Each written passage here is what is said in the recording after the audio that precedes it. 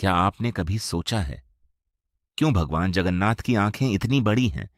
क्यों उनके हाथ पैर अधूरे हैं? और सबसे बड़ा सवाल, क्या वे सच में भगवान कृष्ण ही हैं? कहा जाता है जब द्वापर युग समाप्त हुआ और श्री कृष्ण ने देह त्याग दी, तो उनका हृदय आज भी जीवित है। क्या वही हृदय आज भी पुरी में धड़क रहा है? क्या जगन्नाथ वास्तव में कृष्ण का ही रूप है? आज हम जानेंगे इस रहस्य की पूरी कथा, जो आस्था भी है और चमत्कार भी। द्वापर युग का अंत और कृष्ण का देह त्याग, महाभारत का युद्ध समाप्त हो चुका था। धर्म की स्थापना हो चुकी थी, लेकिन समय का चक्र रुकता नहीं। एक दिन जब श्री कृष्ण वन में विश्राम कर रहे थे, एक शिकारी जरा ने उनके पैर को हिरण समझकर बाण चला दिया।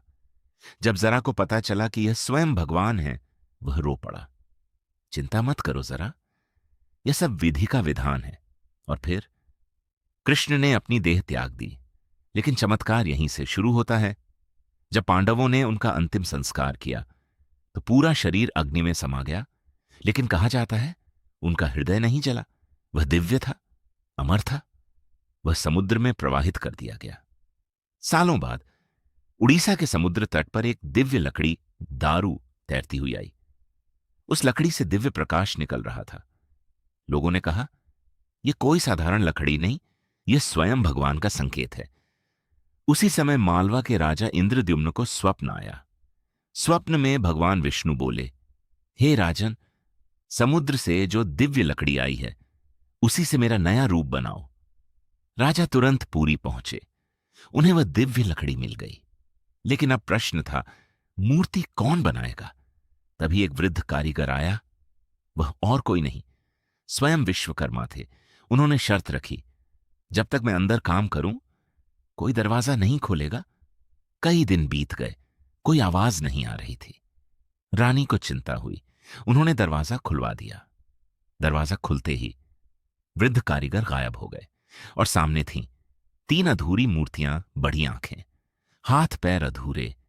राजा दुखी हुए। तभी आकाशवाणी हुई, यही मेरा दिव्य रूप है। और इस प्रकार प्रकट हुए जगन्नाथ, बलभद्र और सुभद्रा। अब सबसे बड़ा प्रश्न, क्या जगन्नाथ कृष्ण ही है? धार्मिक ग्रंथों के अनुसार बलभद्र बराबर बलराम, सुभद्रा बराबर कृष्ण की बहन, जगन्नाथ बराबर स्वयं कृष्ण। लेकिन यह रूप अलग क्यों है?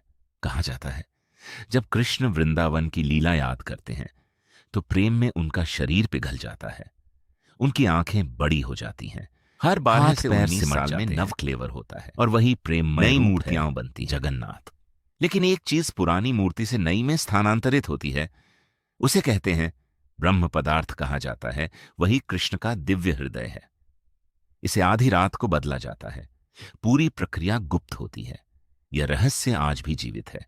हर साल जब रथ यात्रा निकलती है, तो कहा जाता है कृष्ण द्वारका से वृंदावन जाने निकलते हैं। भक्त रस्सियां पकड़ते हैं, क्योंकि यह सिर्फ रथ नहीं, यह प्रेम का मिलन है।